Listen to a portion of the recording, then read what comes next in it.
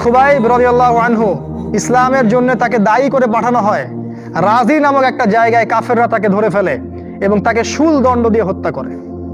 খুবাইব রাদিয়াল্লাহু আনহুকে যখন শুল দেওয়া হচ্ছিল, তিনি বলছিলেন, এই কবিতাটা ভালো করে পড়বা, রাহিকুল মাকতুম বই আছে, লাস্তু উবালি হিনা উক্তালু মুসলিমান।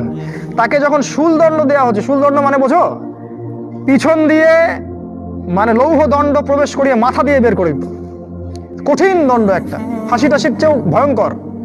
এই শুল দণ্ড তাকে দেওয়া হচ্ছে এবং বলা হচ্ছে, তুমি কি চাও তোমাকে ছেড়ে দেই আর মুহাম্মাদকে তোমার জায়গায় শুলদণ্ড দেই? কাফেররা বলেছিল।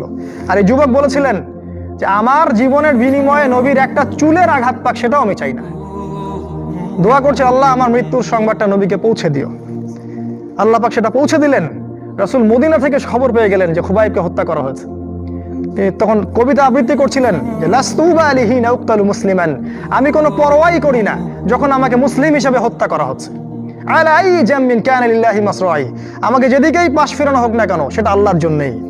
ওয়াযালিকাল ইলাহু ওয়া ইয়াশা, এবং তিনি হচ্ছেন এমন ইলাহ যিনি যদি চান ইউবারিক আলা ফি কুল্লি শিলউই মিমাসা, তাহলে তিনি প্রত্যেকটা আমার গোশত টুকরা হাড্ডির মধ্যে বরকত দিতে পারবেন।